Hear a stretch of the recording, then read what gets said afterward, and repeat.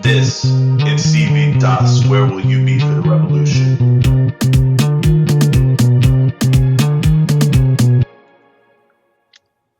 Episode 7, baby. Episode 7. How we feeling, baby? Feeling pretty Out good. here. Like the GOAT CR7. Like the GOAT CR7 in his foray today against Atletico Madrid. After today, What a legendary performance from him. All right. I was gonna clap the you know how we're gonna start just because you said that.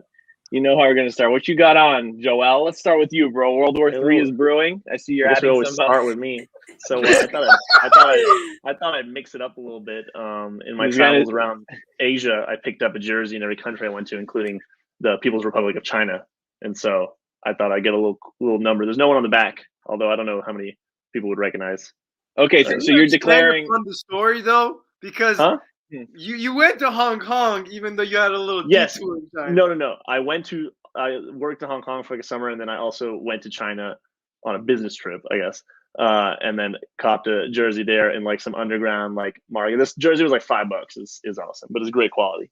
But pretty nice. I got some other Asian classics to show next pods, but we'll see.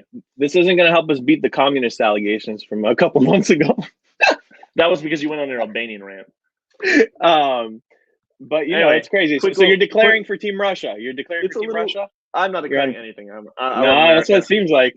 Team Russia seems Axis. All right, give it a little rating. Just know that the FBI is watching. Yeah, I don't know. I don't know what the move is here with tensions so high in Ukraine. Like, I don't know if I should give this a rating, bro. Like, I'll give it 7.9. We could defer the rating if you want. Is anyone on the back? No, there's some no sort of legend. I don't know. Would you recognize anybody if anyone was on the back? I put like Mao Zedong on the back. Just go full. All I know is that one there. player they have, Lee, is number 7. I don't know. All right, it's fine. I'll give that. Let me see. It's got some McDonald's vibes going. They have a tiger in their logo, right? That's drippy if they do. Yeah, it's got a little, little something. Listen, this is crazy from you. I'm gonna give this a 7, just like kind of down the middle, just because I don't know how kind of interpret this. Kind of disrespectful, but it's okay. All right, let's move on. What you giving him? No, for us, what you giving him? I can't go higher than a 5.5 because I don't know how authentic it is. You never know if it was made in some like fake factory or something. It definitely was. You don't know if it was literally made in China. It literally was made in China. So I don't know what you're getting at. The originals are made in China too. I bet you all your jerseys are made in China. Anyway, Arby, what you got rocking on?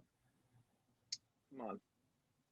Listen, this is brand new. This is that brand new Barcelona jersey. No one on the back because everyone's asked this year. Yeah. And now they're heating up a little bit, and we'll talk about it later on the show. But I'm a slut. I'm a dirty, filthy whore for anything different like this, like with a fluorescent light. Oh yeah, I'm the biggest slut in the world for that type of shit. Just get me a iced out jersey like this. Let this baby shine in the light. Loving this. For the people that are listening and not watching, we got to put those on Spotify, by the way, mister. It's a nice little purple one from this season with the fluorescent Barca logo. Too saucy, too it's spicy. actually a clean one. What y'all giving me? What y'all giving me? When they initially released that kid this year, I was kind of skeptical on how it would look in real life, but it's actually pretty nice. I really like the fluorescent badge of the jersey. So I gotta give you a solid 8.75. I'll give you a 9 with that one. I like it a lot. It's clean. You look cute. Yeah, I'll give it an 8.9. I like that kit. All right. Enough with these points. Pick a 0.5 increment, guys. Give us a solid number, decimal addition. Okay. I'll just round it up to a 9. I'll round up to 9. All right, Froz. What you got on, baby boy? Because Ben's a broke boy, doesn't have anything on. So what you got on? Yeah, I mean, I got to rep every week my team. This week, Chelsea won yesterday against Lille. We'll get into it, but this is the third kit from last year, Champions League edition. Very memorable. Did they only wear that in the Champions League? Huh? They only wore that in the Champions League? Yeah. It was only in the Champions League. No, not in the Premier League. And then that's why Ben didn't recognize it, because Arsenal's not in the Champions League. He hasn't watched it in years. So makes sense. Also, it was a gift from my little sister. So I also got to throw that out. That's real. That's love. Damn. Listen, I'm actually going to rate that at a 9. I'm going to rate that at a 9 because that collar is revolutionary for me. I wish Nike did that with some more jerseys. And I also love it when Nike does a little written out Nike, like the old school Nike logo. Huge fan of that part. huge fan of that. So I'm giving that a 9. I do think though the orange is a little bit out of nowhere. Like that's not really one of Chelsea's colors. Would have been sick if they had a different out of pocket. All right, pocket for that. Straight up 4. I'm just leave it at that. Bro, this guy's a hater. Dude, it sounds a little biased to me, bro. This guy's a hater. I'm just out of here with it. All right. Yeah, Benny, what you giving him? I personally don't like that collar that much. I don't know. Oh, wow.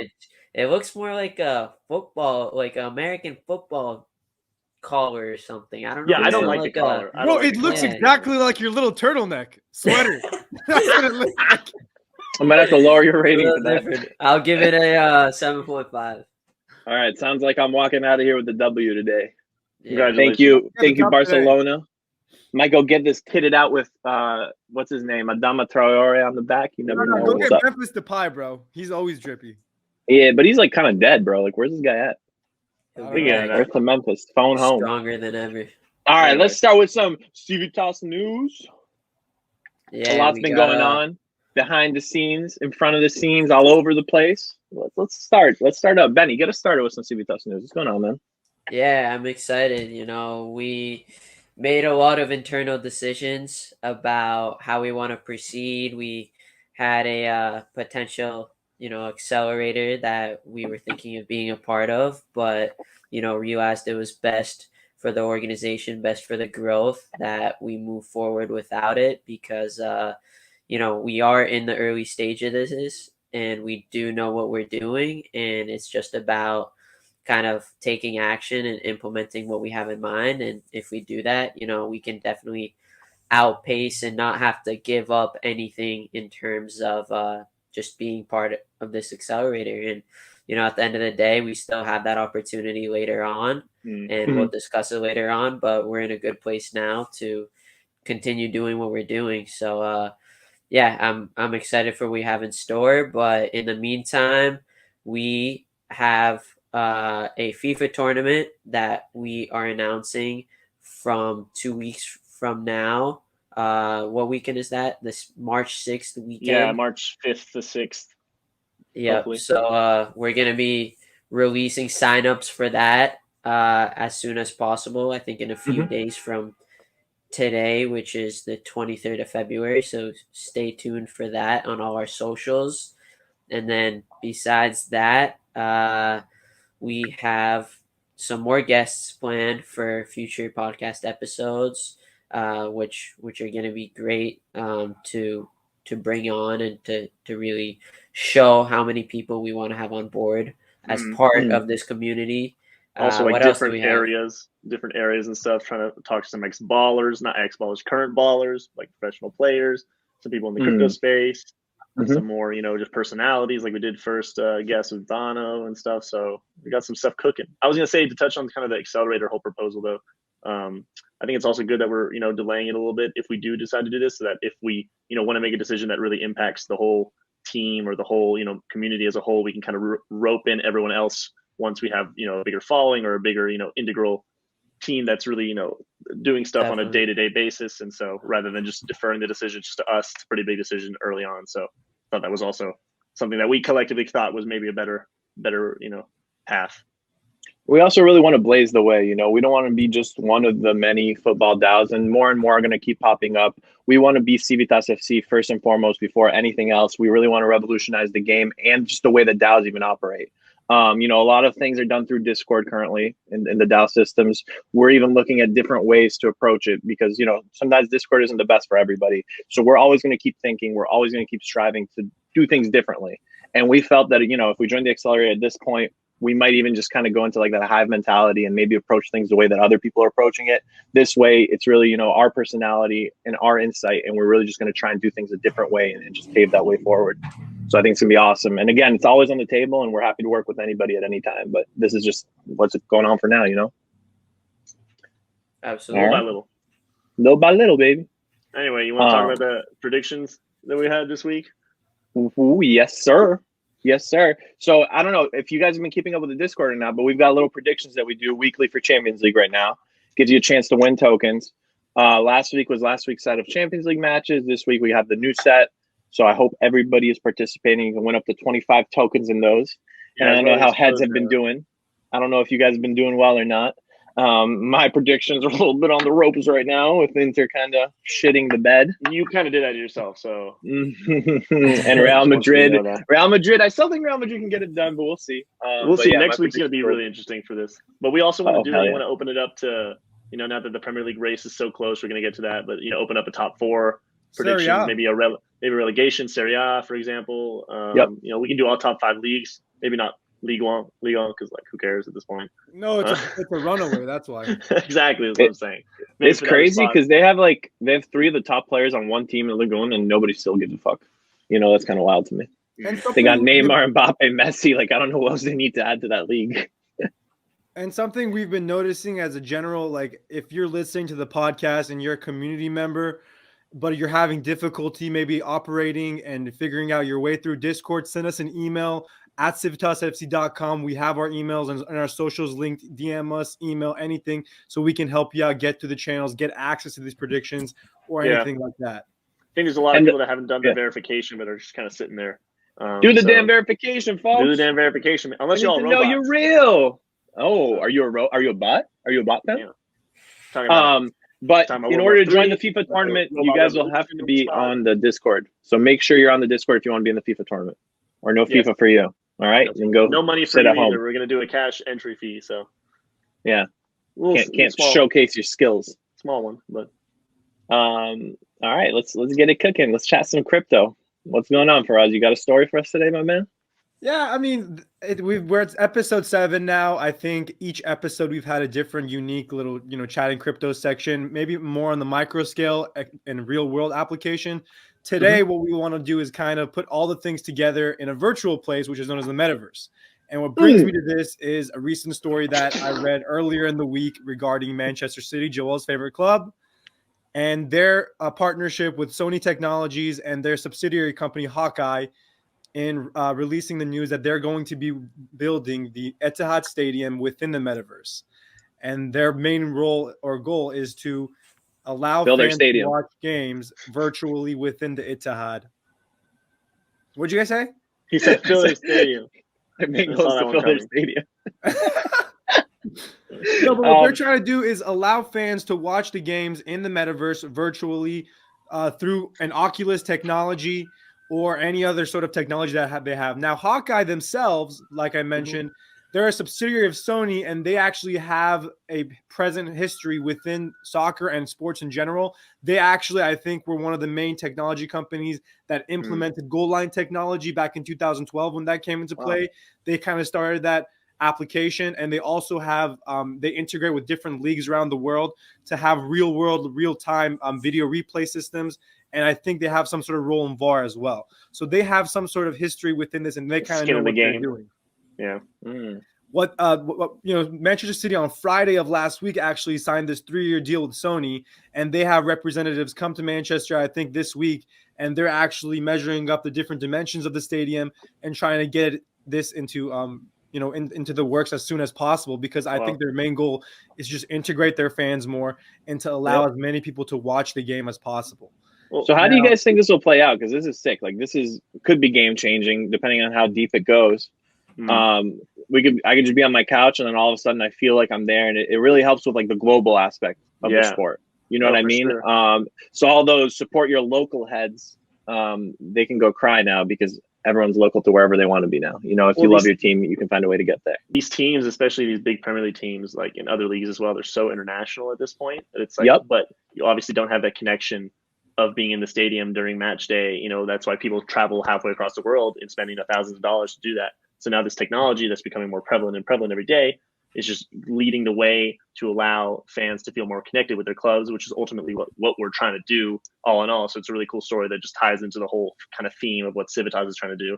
So you bet your ass when we have our own team and stadium that we're going to have some, little VR stadium tickets that you can go and see your team, no matter if you're investing in Dubai or you're in Panama City, doesn't matter, or wherever we have our team. I wonder how realistic it's going to be. I wonder what it's going to actually look like and feel like. I mean, you probably look around and see, people's avatars, right? Because that's the whole deal with the Metaverse. You have your own persona and stuff. I'm still kind of wish-washy on how it all is literally going to, occur and stuff, but I like the idea.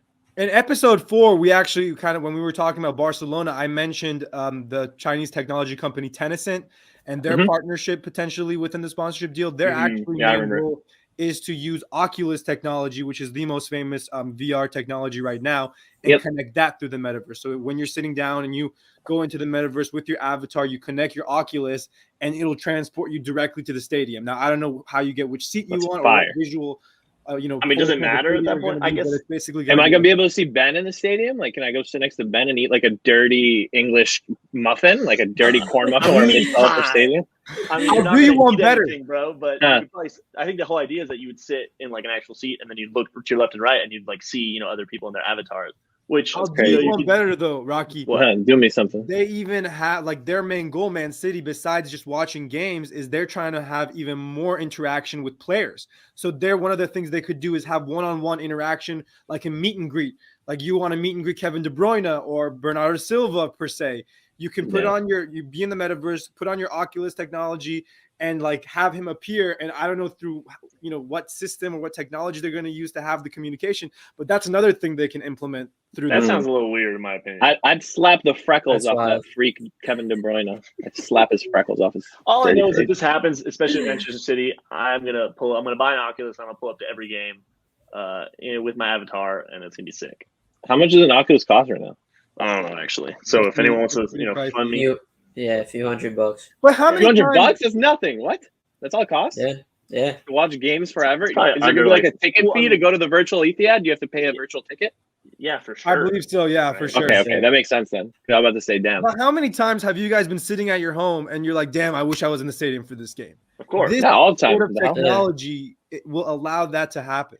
Like it'll be the future. And for people who don't know what the metaverse is basically a connection of 3D virtual worlds that are put together. Like, and different companies such as Decentraland, such as Roblox, are creating different metaverses. Like metaverse isn't just one large thing. There's different worlds. I mean, Facebook, most famous of all, right, is trying to exactly. They're the most heavy investors in it, and implementing billions of dollars of R&D a year. It's more than they are it now. They're not even big companies. They are it. Earn just like revenue a year. So I mean, big things are going to evolve in this space. It's going to be 2022 is going to be a big year for all this whole space in general. So stay tuned. And I think one of the other big factors of this whole, all these stories we bring, and particularly Manchester City is such a big club, taking these forward steps in technology and in the crypto world, is that soccer and sports in general are just so competitive that rivals look to each other to make, when one makes one leap, the other copies them or tries to do something that challenges them. So as more clubs or more sports go into crypto, you're just going to see a trend of people following, of organizations following. And that's why best for us and best for everybody, I believe. That's literally why we can find stories like this every week. Like we're not even looking for them; they're just coming to us, right? Like there's so much happening. There's so much happening in this space, and so we're just like kind of here to give you that front news, hopefully in a lens that you can kind of comprehend it a little more. But yeah, it's very exciting. What's one game? I just want to go around for the panel. What's one game though in particular that you guys wanted to be in the stadium and never had the opportunity, or just it never happened? I mean, Derby de la Madonnina. I think for me it was Barca Juve Champions League final. I remember being at a soccer tournament, watching it with a bunch of my teammates, and we all were there. There's so many games. There's so many. I would say the game was it. I think it was away at Leicester where Company scored that last second goal with like second last game of the season when they had the title race to Liverpool. Dude, because like I was watching it in my like apartment and I like ripped my shirt in half. Like my neighbors were like knocking on my door saying like, "What are you doing?" Like it's like midnight. What are you talking? Like, oh my god, I hadn't gone that crazy from a live game since the Aguero goal in 2012. First time I went crazy for a live game was the World Cup final, Italy versus France. I was a child, huge Italy fan. Yeah, Zidane scores. I'm crying. I also put money on the game. Yeah, I was a gambling little bastard. How old were you? Like 6? I was a kid. Yeah, I was like 6, I think. I put like $10 on the game against my uncle. So Zidane scores. I'm extra mad. I'm just like hitting everything. And then all of a sudden Italy comes back. I'm like crying tears of joy. That's where Harvey's ties with the Albanian started. As a young man. Definitely 2012 Champions League final. Didier Drogba with the header for me. Woo! Nothing gets better than that. About it. So you're a Chelsea fan. You're not an Inter fan. No, I mean Inter flip-flops. never had that crazy comeback. When we won the Champions League, in my memory, it was an We easy dominated. 2-0 win against Yeah. Against Bayern in the Bernabeu. Like Diego Milito did his thing. Yeah. I'm making notes for us. I'm seeing where your loyalties lie. The loyalties are 50-50, brother. They're split. Yeah, okay. Okay, brother. Well, it depends how he wakes up and feels in the day. Says the guy who just talked about Italy when he's an Albanian. Let's miss me with that. Even Oh I no, love bro! Italy. Like blame the our guy, national team. When has our national team qualified for the World Cup, bro? They qualify for the 20 Euros. 16 That's Euros. it. That was the first You're major just as tournament much we an ever Italy fan. qualified for. All right. Every Albanian either supports Italy, Germany, or Brazil. Those are the three countries we That's support. actually- Okay. I feel like Albanians have a big tie to Italy for some reason. Yeah, we Like love Mario, it. Yeah, like, we love the shout out to our time. boy Mario. Hey, True. sending love to Exactly. Mario. Never met you, bro, but fellow Stipe, what's up, baby? Arbiter knows you. Let's talk ball stuff, All right. as we like to Little call ball it. stuff. Everyone's favorite ball segment. stuff. Definitely my favorite segment, I would say.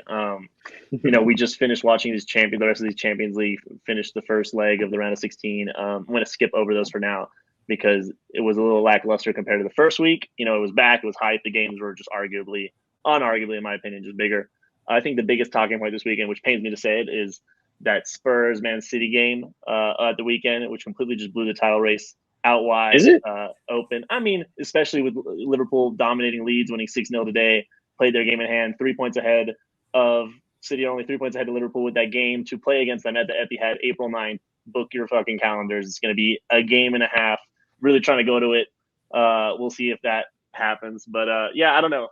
I'll give my take on the whole game since, as a Manchester City fan, I thought Kane had a masterclass, which came out of kind of nowhere. People that support him kind of knew that, he's going to come back. And I kind of thought that maybe, except Spurs literally just lost 1-0 to Burnley just now and Kane played the whole game. So, what's the deal? So, how do you I know what the deal is. How do you turn up so many times against Manchester City, top of the table, and then you just they've lost 4 out of their last 5 games in the Premier League? How do you not know what the deal is? Game against City doesn't make any sense. Bro, How do you not know? How do you beat City and then lose to Burnley 1-0? Anyway, Why? I'll tell you why. It's easy. Please tell me. Let me tell you. This guy wanted to move to Manchester City. He feels slighted. He said Pep Guardiola is spending money on cock and ball players. He's not signing me. I'm going to show this guy that if you don't fucking sign me, I'm going to be a thorn on your side and I'm going to make your life hell. That's what it was. That's a Harry Kane grudge match. Because where was he today against Burnley, right? Yeah, So that's what I'm saying. It wasn't Spurs. It was all Harry Kane. 150 though. Like if Spurs aren't gonna sell for 150 mil, That's like Daniel how much Levy. more do they want? That's Daniel. It is what it is, but this man's mad. Harry Kane wants to go there. He wants I don't City. think City are gonna go for the Kane route anyway. They're looking towards Haaland now at this point with that release clause ending. They're even looking at like a Nkunku if he can come get his ball in this season. We can get to that fine. anyway. If you want this guy to keep scoring on you. Anyway, I just want to talk more about the game in general. I thought, Tottenham obviously played really well. They kind of just played lined up really well against Manchester City. I thought defensively we were really poor. We did not switch on when we needed to. I thought we made a lot of kind of individual mistakes, especially with the first goal. Ruben Diaz trying to play Son offside when he knows he's defending him one-on-one the whole game, like not as fast as him, even though he's an amazing defender. I love him. A great addition. The next Vincent Kompany for the team. He got that all wrong. And I don't know what else stood out to you, kind of you guys in this game? For me, I understand City play a high line, but like when you're playing against players like Kane and Son who can, who have that connection and can play that pass and are fast, like you got to at least couple steps backwards. Yeah. And secondly, last season, the whole reason Manchester City were so dominant and went on that multiple game run streak, which they usually do, I think was purely because of the center back partnership of Diaz and Stones. And this year he went back to Laporte. Laporte's a great player, don't get me wrong, but I personally think Stones is more solid as a defender. So why not have that partnership again? Like you're gonna dominate. No way. As an No way this man's advocating for Stones over Laporte. Laporte is a because I think he's better than him defensively. I don't know if I agree with that. Defensively, I think he's better. I think Laporte's a better ball player in general, all in all. He's also left-footed, and he's playing that left center back role, which is really important. It's good to have the dominant foot into that position of the center back. Just like having played center back. I think Cancelo, that game, as great as he is, got picked apart by Kulusevski. He did not have a good game. Kulusevski, got to give it to him. He had a great game. Offensively, defensively, he was tracking back. He was all over everybody. I mean, he had 2 assists, or one of them was offside then. that Kane goal that came outside. Yeah. Can we just talk about first, like, just the drama of it all? Riyad Mahrez comes in, no doubt in my mind, banging the penalty, top boot, redeemed himself for that penalty miss he had at Anfield early in his career away. I was just like, damn, this guy got us the points. We're good. And then we just switch off again, and Kane just scores that stupid header because Kyle Walker doesn't challenge for the ball. He just jumps into this man. Like, Kyle Walker was deflated. I was deflated. No, I want to talk about Kulusevski, bro. Like, all right. First of all, this guy lost himself a little bit at Juventus, and we saw shades of the player that he could have been. Once upon a time, this is the guy that got hyped up and that earned that move from Parma to Juve. I think he's going to do well under Conte. It was cool to see even Bentancur linking up. Like, those two actually built one of the goals together from scratch. So that was awesome to see, because Bentancur to me isn't a good player. I was shocked that Conte even wanted him. I don't really rate him as a player. Then again, today, my boy, for shit to bet again. But it was interesting to see those two at work and kind of the mind of Antonio Conte in that game.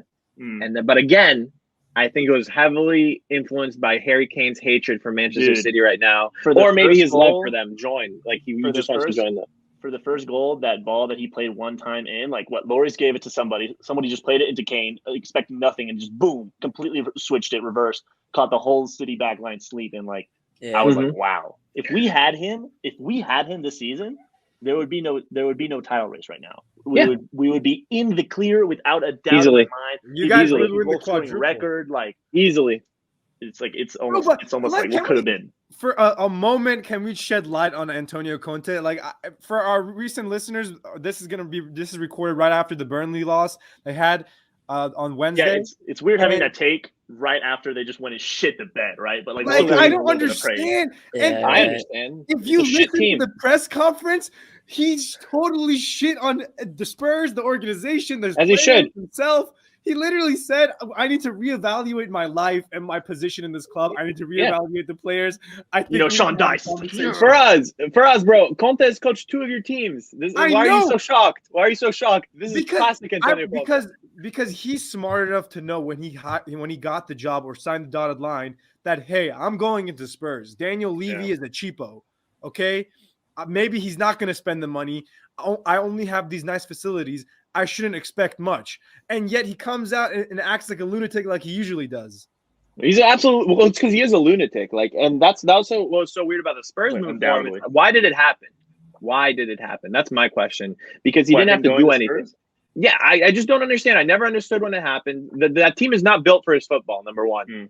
Number two, just take the time off. If you wanted time off, his whole thing was like, oh, I need time off. It was actually because he was probably scared of Allegri and he thought Juventus was going to actually expose his Inter team, but it is what it is. So he ran away. So you probably just want to coach a team at that point. But, if you're going to Spurs, don't come here crying every game. And I'm sick and tired of this guy crying. It's nothing new to me, but this guy just cries. Inter lost to like a UCL match. I think it was last year. Sensi and Barella were bawling. This guy goes, how do you expect me to win with players from Cagliari and Sassuolo? Like, these kids were two of the nicest midfielders on the team. So he's a crybaby. It is what it is. He needs a giant budget. But at the same time, what team is going to invest in this guy? He's ready to melt down at any minute. It scares owners, I think. Like, you're not going to get the Man United, PSG, Real Madrid move if you're going to scare the owners like that. Like, nobody wants to deal with that. He's a very emotional manager. That's very clear. A great coach. Makes it really entertaining. He's a great coach, but I don't know how good of a manager he is. Like, he's a great coach on the field, in the training. He's great, but as a manager and as a player person or people person, I don't know how great he is. Anyway, I don't think he's a good people person, but I think he inspires. I think he still inspires his players. Like, there's this weird divide. You know what I mean? I think it's kind of like Mourinho, where there's going to be some guys that are turned off by it. They're like scared of the Mourinho challenge, and then other guys that'll step up to it. Yeah. That's kind of where it goes. But I think he's management's worst nightmare. Antonio Conte, he can explode at any minute and just pack his bags and go. You guys think he finishes top 4 or Spurs? Who do you have? No. Definitely After this, they played what? They played all their games in hand, or they still one have more? Or something? One more? Yeah. Arsenal. Who's going to take that spot? The City game. Yeah, I think Arsenal. I think Arsenal. No, United. I think it's going to be United. Doing it at all. United have it on paper. United. Anyway, on paper we're going to have a predictions. We're going to have a predictions for top 4 of the Prem. I'm really interested. It's going to be really different. Not as straightforward as maybe the round of 16. Yeah. Those will get a little more complicated as we go on. But Dr. Antonio Conte. That was a big game at the weekend. Sir. I bet you miss us, fam. What's going on at Burnley, boy?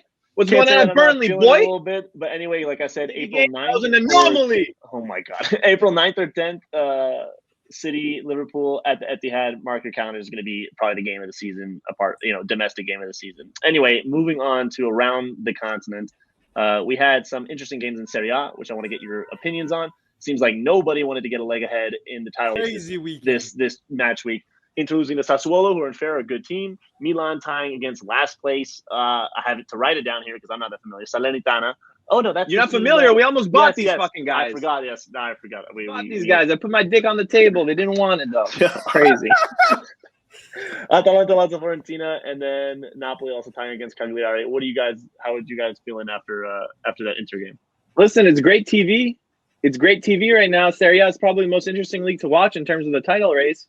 Yeah. But that's not making my mind feel any better as an Inter fan. I'm not enjoying that. It's good to see that everyone decided to shit the bed all at once. Like, awesome. But you got to capitalize that. When you're champions like Inter are, that Sassuolo game, you can't lose that. And you can make a million excuses about Brozovic not being there, Bastoni. But, like, at the end of the day, you got to put 3 points on the board. And if not, at least get a draw. We were humiliated. Partially, I think it was too much freedom. Like, we had too much freedom in attack. And then once they scored 2 goals on us, we just committed all numbers and it just wasn't happening. Way too unorganized. I think I agree with most of your points, Rocky, but I think honestly, like looking back at that game, a lot of the players were spent after how much energy like Liverpool consumed of them, because they did, like, as much as I shouted on them last week, they did actually try to make a committed press, and I think they were kind of tired. Oh, look at that. It all comes full circle. But more importantly, I kind of want to give Sassuolo their flowers because they beat Inter this year. They beat Milan this year. They beat Juve this year. They drew against Roma. They beat, I think, almost everybody in top 6. They drew against Napoli. Their coach, after they changed from De Zerbi, this new coach that they have, he plays a different style. It's very vertical. Their forward players like Scamacca and Raspadori, I think they're great young players, and they you got to give them their credit. And Inter they were slow. They were slow. Hey, it's similar to that Harry Kane effect. Like what I was talking about, Harry Kane wanted to go to City. That's what happened. Scamacca and Raspadori and even Fratesi, all 3 of those guys, they're all bound for Inter. So when you play against a team that's scouting you, that's when you really show up. You have that extra incentive to kind of the ball out. Exactly. Up, yeah. And I think they did that. I'd personally be very excited to have Scamacca step up into Inter next season. But again, Inter very wasteful. Like we saw in the Liverpool game, very, very wasteful. You don't have that killer mentality in front of net. Lautaro, people like this is the guy at Inter that everybody knows. You can talk to somebody on the other side of the world. They know who Lautaro Martinez is because he's so hyped up. This kid's got to step up, man. Like he's been having a pretty terrible season, especially with Lukaku leaving. Like if you're going to be this world-class player that people thought you were going to be, this is the season you got to spend. What, $80 million on, $80 million. By the way, when that was happening, I was like, please, because I knew that like this guy to me is like worth like 60 at most, just for his potential. Yeah, not even worth actually 60 for the way he plays, but just for his potential. But come on, man. I think he's got to step up. I think Milan and Napoli, though, they also really shit the bed. Like Milan, I think it was especially Milan, years. Bro. Like there was some stat like it's been 30 years since the bottom team of the Serie A and the top team of the Serie A played, and the top team didn't win, which is crazy. They scored in the first minute with Junior Messias, and then they switched off. They thought this was going to be easy peasy, but no, that's not what happened. And it's then funny because that stat doesn't happen in the Premier League. Exactly, and then Napoli on Monday night. Luciano Spalletti plays his B team when you need the points. Osimhen didn't play. Peter Zielinski didn't play. Like, come on, bro. You got to play your best players. Insigne didn't play. He's worried about this Barca game. I thought Osimhen played. He didn't play? He got subbed on right after they conceded, like in the 60th minute. Yeah. Okay, that's what you meant. You think he's just trying to save legs for the Barca game on Thursday? Absolutely. He was more focused on that than he was on the Serie A, and they actually have a chance to win it for the first time since Maradona. Yeah, man. No team managed by Spalletti and Pioli is going to win this area. These guys are veterans in the game. Spalletti himself is a top 4 specialist. I have a lot of love for the guy. He brought Inter back out of the darkest ages. Yeah. But he's a top 4 specialist at the end of the day. He's not going to win any titles, in my opinion. And then Pioli, same thing. Like, and this is why these guys don't win titles. It's because Spalletti will actually step up in a big match. So say Napoli versus Juve, Napoli versus these matches he'll step up for historically. The matches he fails to win are against these small teams and these mid-table teams, and he drops so many points to them. And the problem is those are most of the games in the season. Yep. So if you do that, you're not winning a title. So I'd rather have a manager that wins a marathon, not a sprint, baby. Exactly. But yeah, I don't think – to me, I'm still more worried about Juventus in this title race than I am about Milan and Napoli because Allegri's come back before. Allegri is the best manager in Serie A right now. other than Inzaghi. And I think Inzaghi is more of a rising star. I think Inzaghi has more potential, sure. But Allegri is still undoubtedly the best manager. Points, though. It's still 7-8 points, Rocky. Those go like this, my brother. Those go like this. And if Inter can't finish. Inter sitting in second place behind Milan, but with the game in hand, 2 points behind right now. So they are in the driver's seat still, even though there's been lots of turbulence within the title. So Serie A is heating up. Probably, like you said, the most interesting top title race across the continent so far, which you don't see a lot in Italian soccer because Juve has been dominating, and then you had that Inter obviously glorious win, as you guys have put it last year. But let's go around the grounds. Let's see. There was a lot of news in La Liga as well, with Barcelona having a pretty substantial 4-1 victory against Valencia. Ben, I wanted to get your opinion on Aubameyang's hat trick for the club. He's now the first player to ever score a hat trick in Germany, France, England, and now Spain. Yeah, I mean, it was about time, that somebody really stepped up and he did his thing. Although I don't know if you could consider that an actual hat trick, but he got it. He got it. Exactly. Everything counts. Exactly. I mean, his first shot, unbelievable. Like, that's like exactly why they got him. So yeah, he really stepped up, and I think Barcelona as a whole finally started clicking. If you watch those goals, they were classic Barca goals, and that's what I was missing. And so if we're going to start, what? Yeah. Especially the second one. Yep. Beautiful. It seems Barca's starting to finally have an identity again, the identity we know and love. And it's kind of beautiful to see just like football heritage at its finest. There's still a long ways to go before they get to that level, obviously, or before they're even contending for the title. Real Madrid's kind of running away with it with the 3-0 win against Alaves this week. Atletico Madrid also winning. If you guys haven't seen that Luis Suarez goal, that's like vintage Luis Suarez, beautiful goal. Wait, one sec. Back to Barca real quick. Tell me. I'm not ready. You have the Barca say, top on. You have the Barca top on. You get your turn to speak. I'm not ready to say anything nice about Barcelona until they can pull up to Athletic Club. That's their next game against Athletic Bilbao. Yes, Athletic Club, right? I agree. If they win this game and do well in this game, then I'm ready to say, maybe they got something cooking. But last time they pulled up on Atletico Madrid. They beat Atletico Madrid 4-2, and then they tied 2-2 to Espanyol the game after. So these guys are really just like up and down. Yeah, So if they go to Bilbao, I mean, it's actually gonna be in Barcelona. But if they play Bilbao and they win, okay, maybe Barca's cooking something. We're gonna see. I mean, tomorrow they're playing Napoli, tied 1-1 at the Bernabeu. Bernabeu. What am I talking about? Camp Nou, first leg, away goal. Is away goal rule also got rid of in the Europa League? I'm assuming. I believe. Yes, so. I'd assume so. Yeah, it should be across the board. If it wasn't across the board, so we're gonna see. That's gonna be a really interesting game. I hope they can do it for their sake. But like you said, Napoli resting some of their star players there. They're just going to be too much to handle. My big man, Osimhen, on the front line. I love that kid, man. He's so good. Diego Armando Maradona. For me, La Liga, the takeaways from La Liga this past weekend, Joel said it, Real Madrid, they won 3-0, but if people watch that game, the scoreline kind of glorifies their performance. They were tied 0-0 up until the 60th minute. That's what champions do, though. And they pulled it through. Asensio scored a really nice goal, but this vibe in the stadium, if you were watching, was kind of really negative and pessimistic. I think they have a lot on the line. It always is with Real Madrid fans, though. They need a new star, man. And it's like Real Madrid can win La Liga, but if they go out to PSG in the Champions League, I think their fans will feel like the season was kind of a down. Next season, like they're set. They're set. Who are they going to get next season? Kylian. Are they getting? Kylian. You think they'll get him? They're going to get him. I don't know, man. PSG is like very crazy. Like they hold these players down.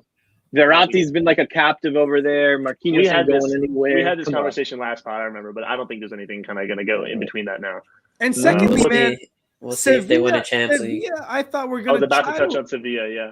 Sevilla, I thought they were going to actually have a challenge this year. Like, you have a good squad, but you constantly fail. Like, you constantly either draw games or you need to win. They tied this weekend, right? They're a mediocre team, bro. They're Europa League merchants, all right? Like, they'll win the Europa League merchants. That's all they do. That's all they do. That's a little butthurt, after 2 years ago, Europa. It's okay. They're merchants of it. Sevilla can come put their Champions League on the table if they want to talk to me, all right? I think for them, it's a mental thing because their coach Lopetegui even says we're not part of the challenge. When you're 3 points or 4 points away last week, you got to at least instill some confidence. He's just trying to talk that to put Real off. Saying, oh, it's all theirs, like trying to put them, to misstep, but obviously it's not working. Real Madrid a little touch above for them at the moment. He's pretty embarrassing, though. He's one of the most embarrassing men I know, I believe, because wasn't he the one that left Spain? Yeah, he left Spain to go to Real Madrid, just shitting the bed everywhere he went. Yeah, I don't He know. left Real Madrid. He left the Spanish national team's head coach 4 days before the start of the World Cup, putting Yeddo, his assistant coach, in charge. Spain did. That's a clown move. Did okay. I mean, actually, they did not do that. No, well. they got only to get sacked he by went Real to Real Madrid. only to get sacked like a couple months later because of his poor run results, and then finally had his saving grace moment when he won the Europa League with Sevilla against Inter. But still, yeah. But also screw Florentino Perez for like doing that like right before the World Cup. Like, why did this have to happen right before? Why does he care, bro? Why does he care? He's Spanish, is he not? Like, shouldn't he have some admiration for the national team? Exactly. Money, baby. His first and foremost thing is money. He's a businessman. He's cutthroat. Money in Madrid. Money in Madrid.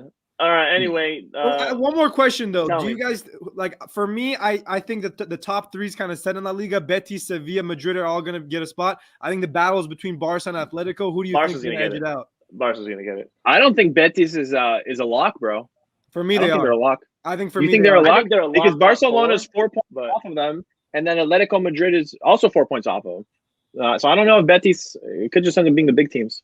I've just been watching them this season. They've been great. I think Pellegrini. Anyway, we're going to have obviously the predictions also for La Liga. That's a pretty, maybe not first place, but Champions League places heating up in that league. So it's going to be really interesting to see the final leg of the season. Let's get to these Champions League games that we just finished watching that happened on Tuesday. Chelsea winning, Villarreal tying Juventus, Vlahovic with his first Champions League goal in about 36 seconds. RB, I don't know how you felt about that. Atletico tying against United with their saving Grace Elanga coming on to score in like the 67th minute after Joao Felix opening goal. And then you had Benfica tying Ajax. I didn't watch that game much because I was focusing on the United game. But let's talk through the beginning of the week. Let's start with Chelsea Lille. Yeah, how'd you feel about the Chelsea win? Overall, I thought it was pretty simple, pretty easy for them. I think the highlight from this game, guys, was really the fact that Lukaku did not start. I thought it was that Christian Pulisic did the gritty when he scored. And the offense was so much more fluid. Like, I can't lie. It was high intensity. The movement was great between the front three. I think everything went according to plan. I don't think Lille is a great side, to be honest. I think Havertz truly is one of the next future talents of this generation of crop of players. He showed it in the Champions League final. He showed it on Tuesday night on the big stage, man. And I think Club World Cup win against Palmeiras. I think there were two outstanding performances in our team on Tuesday night. One was, of course, N'Golo Kante. He showed why he's one of the best box-to-box midfielders of this generation. And secondly is the guy who ages like fine wine, Thiago Silva. Love that guy. Phenomenal player. The fact that they signed it for free is phenomenal at that point.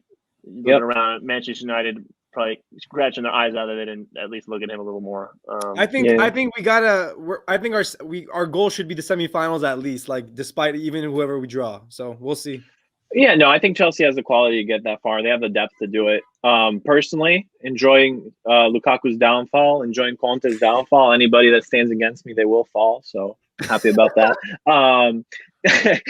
But seriously, on a serious note, very boring game. I thought Chelsea kind of had it locked. Lille didn't do much. Jonathan David, he's like seen as this giant star. Maybe Canadians just love this kid to death. He's had his moments in his career so far. He's shown flashes of brilliance, but I'm kind of putting him in the same boat as Lautaro for now, where it's like they have this potential, but they gotta get the end product going. This kid hasn't scored in this calendar year yet, I think. So he's really got to turn up this season and do more. He's got to do a lot more. Yeah, I mean, Lille kind of fallen off, obviously, compared to their performance last year, which was phenomenal in Ligue 1. Stealing that from PSG is always a great feat. But I think they're happy. I don't think they're really, expecting to get through against Chelsea. So I think they're kind of happy. They just want to kind of go out with a bang. Already 2-0 down when they played the Bridge. Maybe they can snatch a result at home, but I don't think it's going to be enough. To be fair to them, like they kind of got lucky to be in this position. They did not win any of their first 3 Champions League group stage matches, and then suddenly finished top of the group. Well, they were in a pretty topsy-turvy table. They're in 11th place right now in League One. I mean, would you rather be win the league one year and then finish 11th the next year, or finish second twice? So I feel them, but I'd rather win, but sure. Burak Yilmaz, shout out to my Turkish. Villarreal dominated though. Let's go to that game. I think I was watching that game on the side on my laptop. Although 36 seconds in, Arby, who scored the opening goal of the Villarreal game? not answering that question, bro. I wasn't watching. What a touch! What a turn! What a shot! It was an instinctive finish. He wasn't even looking at the goal when he shot it. After that, I don't think Juve played that well. I think Villarreal definitely dominated the game, especially at home. And they got at least one goal to show for their efforts. It's gonna be really interesting going back to the line. Listen, Vlahovic cost $75 million. If Vlahovic can't score those goals, why are you paying $75 million? So he's doing his job. If my mailman comes to the door and delivers my mail, I'm not waiting there every day. He was the only bright spark, though. Like, if you watch that game, he was the only bright spark for Juve. His work rate was really incredible for me.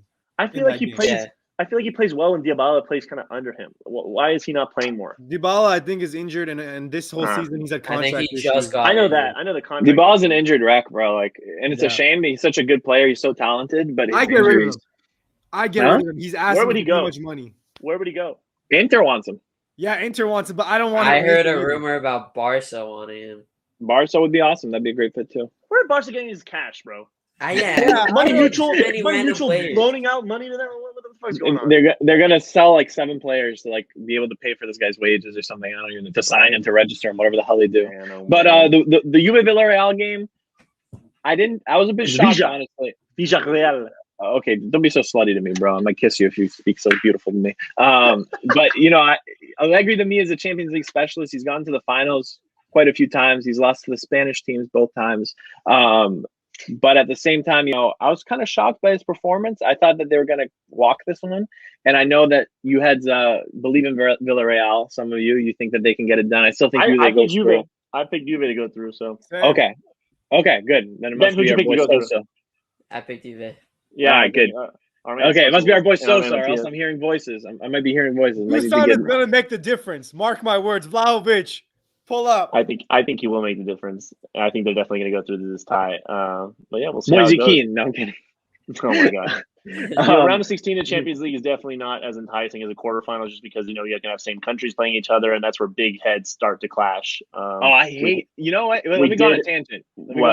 I hate when same country teams play each other. Some people love it. Some people. I hate it. You know why? I hate it too. Because I can watch that matchup at least twice a year. Yeah, at least twice a year they're going to play each other in the league. Like, give me something sexy, like something I can't really have. Roma, I agree.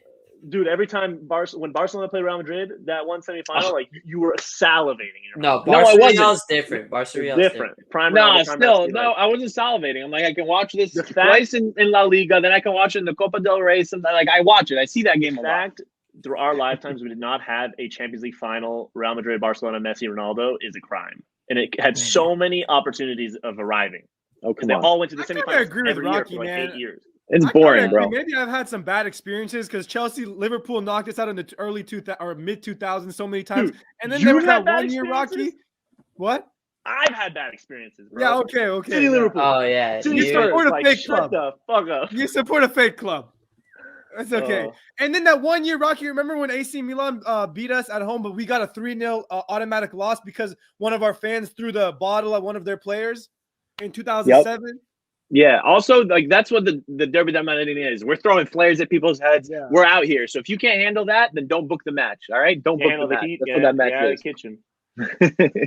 All right. That finished 1-1. We got the return leg in a couple weeks' time. Like I said, in Torino. Let's talk about the games today. I don't know how many people really watched the Ajax Benfica game. I'm sure it was a great game. A holler with 2 goals. It was really good. Take his tally up to 12 goals in the Champions League of the season. Or am I wrong? Did he score 10 in the Champions League this season? Who has 10?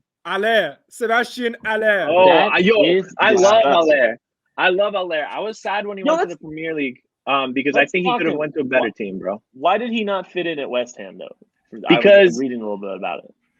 I think he didn't fit in West Ham because Premier League football is a very different beast. Okay, it's the speed and the physicality are two things, and it's not as technical as other forms of football. Like the Bundesliga, he had more space, and him and Jovic had a really deadly partnership at Frankfurt. Okay, so if you watch him at Frankfurt, I actually think he was the better player compared to Jovic. Jovic got the big move to Real Madrid, but I thought Haller was the better player, and I loved watching him. And I think he did it today.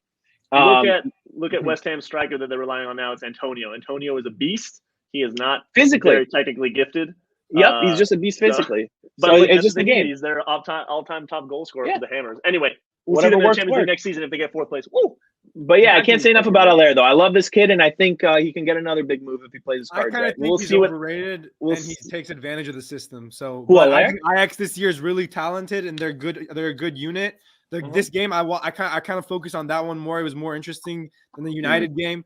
Wow. But Benfica up. Shout out to hipster. Shout out to Yaramchuk. After he scored, he pulled off his shirt and showed his Ukrainian pride. Benfica, they played well. Darwin Núñez is a beast, I think, from Uruguay. Oh, I love that think kid. Ajax is going to take it home in Amsterdam. In Amsterdam, we'll see that 3 weeks' time. I think Ajax goes through. I also think it's an interesting matchup. Like it's a fun, like very balanced matchup, and you don't really know what's going to happen. And on one hand, I love those. But then I'm like, damn, like I got to play against Liverpool. One of these two bums gets to go through. Like that kind of makes me mad at the same time. But that's the game. PSG Real That's the game. How do you feel about that? Like, how do you think they feel? Yeah, about that? exactly. One of those teams going out. Yeah, exactly. Anyway, the headline game of this Champions League day was definitely Atletico Madrid against Manchester United. Finished 1-1 at the Wanda Metropolitano, with Joao Felix scoring early in like the 7th minute, and then Elanga coming on to score. United played terribly, bro. I'm not. Oh man, that game was terrible. Good. That was a terrible game to watch. Yeah, that was a tough game to watch. That was a tough game to watch. Ben, what'd you think? Go ahead, Benny. Tell us. Yeah, I think both teams are just in general this season not playing good football. So it was a bit of a shit show of a game. And that's my honest opinion. Like, I don't think there was much more than that. 2 average goals. I mean, Felix with a nice header, but Dude, I don't know. Nothing special at all from this game. The fall of Jan Oblak this season has been tremendous because he should have saved that goal 10 times out of 100. Whatever. What's in the water in Slovenia, bro? These keepers don't have any shelf life. I don't know what's going on. There's this crazy stat, man, and he couldn't do it. But what? There's this crazy stat about Oblak. Apparently, he conceded more goals than he had goals he should have saved. Like, saved shots were less than conceded goals, which kind of blows my mind. Wow. Dude, and then last season, the seasons before, he was like out and out the best goalkeeper. Him and Handanovic need to retire. In the world, almost like. I think Atletico, they started really well. They kind of needed that, initial bounce from the start. But United's first half, awful. Second half, a little bit better. Harry Maguire completely at fault for the Joao Felix goal, just let the guys streak through the middle. Yeah. But I don't know, man. Both of these clubs, like Ben said, they're in shambles. Who knows? I also thought Varane had a pretty bad game. United giving the ball away right, left, and center, trying to make back passes that weren't going all the way to De Gea. Didn't even know when goal kicks were being taken. Like, I don't know what's up with that man. He's a professional, and that's wild. Do you guys think? But that's not Varane. That's just Manchester United. They're kind of a mess. But listen, if United doesn't go through, then I might actually agree with people and say Ronaldo's finished. But Ronaldo, Atletico is like this guy's heroin. This guy slaps Atletico any which way, especially in the Champions League. He fiends off of it. I expect United to go through. I expect Ronaldo masterclass in the second leg. And if we don't get it, oh, man. The amount of confidence I had. Time to hang him up, Cristiano. The amount of confidence I had 3 seasons ago when Atletico was up 2-0 in the first leg to Juventus. Like, I was like, oh my God. Same, bro.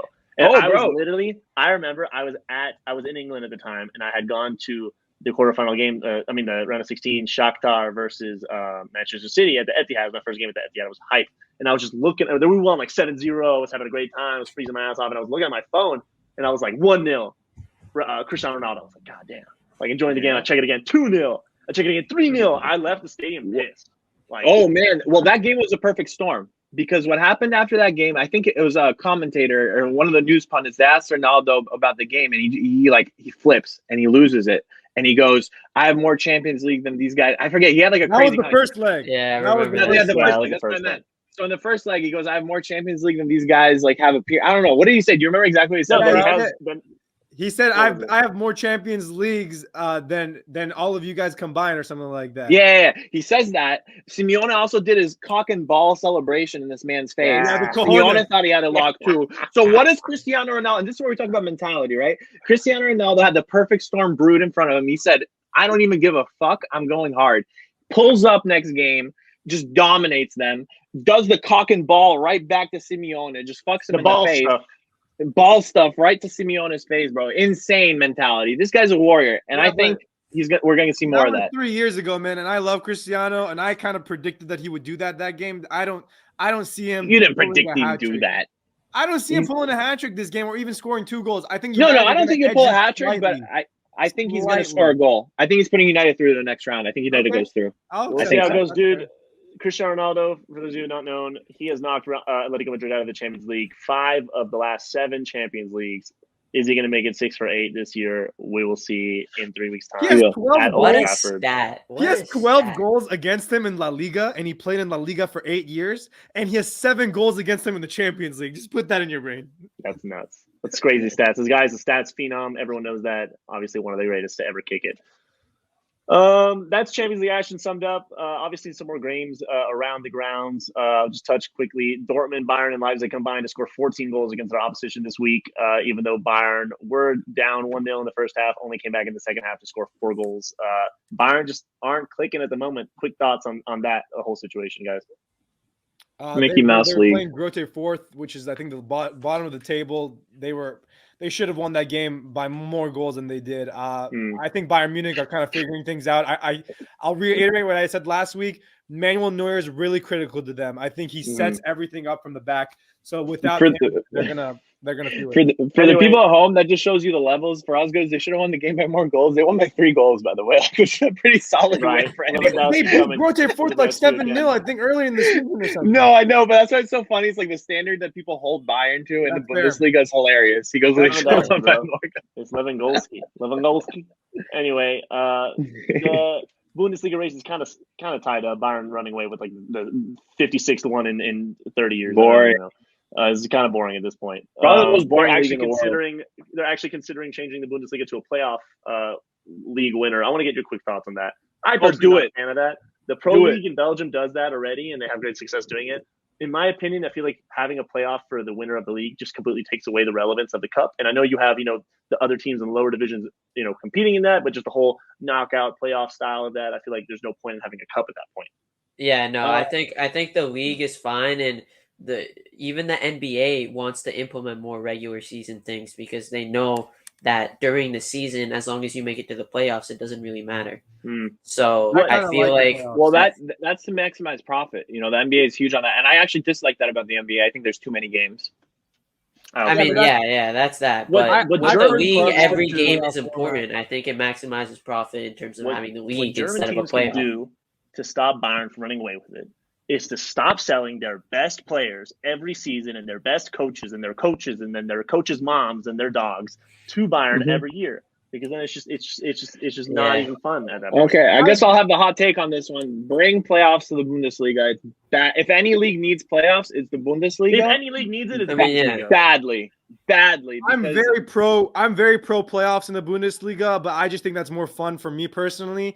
But at the same time, I agree with you guys. Like, if more fans are opposed to the playoffs, you have different measures you can implement to allow more equality in the league. Like, you can say, okay, let's put a market cap on how much sponsorship money certain clubs can have. That'll help Bayer Leverkusen and Dortmund and Frankfurt to maximize their potential versus Bayern Munich, because Bayern Munich runs away with any commercial stat or any possible financial possibility there is.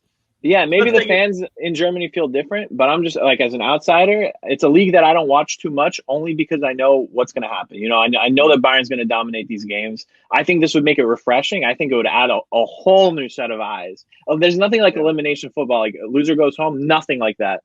And I think it's kind of what even makes people like MLS. Like, some people like the MLS because of that. And the whole way that it would work is, first place, you have home field advantage the entire time in the playoffs. So if Bayern finishes first, they'd get that. Now, is it going to make some of the regular season games less competitive? Yeah, maybe if Bayern's locked it up already, first place, boom. But then when you get to the playoffs, you never know. Anyway, let's take it to France. After that, astounding last minute Kylian Mbappe last gasp goal against Real Madrid, they go ahead and PSG lose to Nantes. How do you pronounce this team? Nantes. Anyway, Crazy. It was 3-1 at home, or was it away? I'm a little fuzzy on away. It was away. Still not acceptable. Fielding all their stars, Messi playing, Mbappe playing. Ben, did you watch that game? Yeah, that was actually a crazy game. PSG had so many chances, and they folded every single time. Neymar with the missed penalty, safe penalty, actually. Messi, Neymar, Mbappe, they all folded. They should have completely dominated that game, but credits to Nantes, like they scored and they capitalized on. Maybe they were a little gassed after that, great performance against Real Madrid. Just a little tidbit: their goalkeeper was only the 13th person to ever get a 10 out of 10 rating from the magazine L'Équipe, which is like kind of cool. Alban Lafont? Little fact, yeah. I love that kid. I mean, he had a lot of credit potential. to him. He saved everything for them. He went to Fiorentina for a bit. He couldn't cut it out there, but that penalty by Neymar must have been the worst penalty in history. Yeah, that was a very bad penalty. No penalty. That's a classic Neymar penalty. He usually does that, but tired of Neymar. Another news, bringing it down to the championship, interesting league. Mitrovic, you guys remember him in Fulham? Get out of here with the Serbian propaganda. He has broken Ivan Toney's goal record of 32 goals in the championship. Oh, the Pizza Hut League. There are still 13 games left to play. So, I don't know. Fulham is the biggest yo-yo club in the world at this point. They're just making bank, getting that Premier League fund. You know what? You know what this made me feel? Going down, going up and going down. When we buy a team, we're going to buy a team in that fucking league because I'm not letting a Serb hold that record. We're going to buy a team in that league. We're going to buy a nasty striker. And my entire goal, I don't care if we get relegated, fam. We're breaking that record. That 32 goal, we're breaking it. That's my goal. That's my new passion in life. Against Serbians. Believe me, they did a lot of genocide, bro. He's an Albanian, that's why. And the footy ball stuff talk on like a more, wholesome note. We all talk about decentralization and equality within sports, and the U.S. women's national team has finally reached a settlement to demand equal pay as the men's team. So they're now finally reached a settlement with a $22 million payout. Pay those ladies. Much. The men are in shambles. Ladies. Men are in shambles. The women do it for the USA specifically. So bro, if you're putting gold on the table. If you're putting gold on the table, I don't give a damn. Don't reward these bums that come out here losing to Haiti and Trinidad and Tobago and whoever the hell they can lose to. Put money in those women's pouches, baby. Get these ladies rich. They deserve it. Back-to-back champions. The GOATs. The GOATs. Yeah. Without a doubt, you a women's soccer GOATs. It's cool to just 1,000%. My only issue is like the U.S. Soccer Federation should have come to this realization earlier when the women have been winning World Cups. Like it shouldn't have taken a lawsuit for them to come to this realization. Dude, especially when sponsorship wise, they're generating, if not more money, than the U.S. men's national team. It doesn't make any sense how they would not be paid the same. Yes, bro. The U.S. Soccer Federation, half of their money's probably from the women's, like easily. Yeah. Well, don't they even put the stars on their jersey when the women win, or no? Do they do that? Yeah, the U.S. have 4. They have like 5 or 4. Get these bozos out of here, man. Pay these women if you're gonna take their stars, bro. I was thinking of getting the women's jerseys just so I can have the stars. Just you got a U.S. stars. I'd rock an Alex Morgan jersey. 100%. Alex Morgan, we love you. Congratulations again to the U.S. women's national team. Anyway, that sums up all our talks for ball stuff. It was a pretty good debate here and there. We got more games coming next week and the week after, and then the week after that. God, I love the sport. It's fantastic. Let's sum it up with some Civitas updates and take it away. Like we said, baby, keep your eyes on the Discord. Keep your eyes on the Discord for the FIFA tournament. Keep your eyes on the Discord for the predictions. The predictions are going to be crazy for the Champions League. And just news in general. Twitter, we got the blogs that are going to be going up. I'm sure Faraz is cooking something up. You working on a little something for us? Yeah, brother. I've been preaching about my Darby County blog. It'll be up by this weekend. Trust me. This guy's been talking about this blog for 9 years, bro. It'll be a good one. Yeah. And lastly, I gotta put a lot of analysis in. This is gonna be like the new Odyssey of blogs. Like this is gonna be like a thriller, like the longest blog ever written. It's gonna be crazy. Shout out. Ben, what's going on, baby? Talk to the people. Lastly, I just want to point out that we want to note that this is a very, very big opportunity for those that are listening to this that are passionate about the game to get involved at the very, very early stages. So if that's you listening to this out there, definitely reach out to us, find ways you can contribute, and you will be rewarded greatly for it. So I'll tell you one way you can contribute right now. If you're talented at editing videos, making TikToks, anything like that, we'd love to have somebody even working on the podcast. We send you the clip after, you chop it up, make it funny, make it dope. We'd love a high level editor too. Not that the boys aren't killing it right now, but we'd love to get some other people in the community involved. Stop it. And earlier in the episode, I mentioned if you have any questions, how to reach out to us. One of the easiest ways is just contact@civitasfc.com. That's contact@civitasfc.com. That's our email. Or DM us. Reach Or- out, or DM us message on in our the- socials. We have a Facebook account. We have an Instagram account. We have a Twitter account. We have a possible Facebook that- fan? you can think of. Yeah, I made a Facebook. I didn't even know we had a Facebook. We're on Oh my Facebook. God. We're gonna get them. We're gonna get them older ladies, the older white ladies on Facebook. Oh, hey, ladies. Civitas Oh, lovers. hello, Anyway, ladies. but also just if you have a question, message in the Discord, in the footy chat, anywhere. We're always looking at the Discord. Yes, It's sir. very easy also to answer questions. Also, we got all our handles literally on the stream, so just literally. So shoot a DM Yeah, to exactly. Mr. Rocky Bobby or Mr. Faraz, Mr. Joel, Mr. Ben. Come on. anyway, that's all Talk for to me, us. guys. We don't It's been a bite. good episode. Episode 7. Fuck yeah. Episode 7's been so- nice, baby. UCL makes it next level. Yes, sir. Till next week, boys. Signing out. This is CIVITAS. Where will you be for the revolution?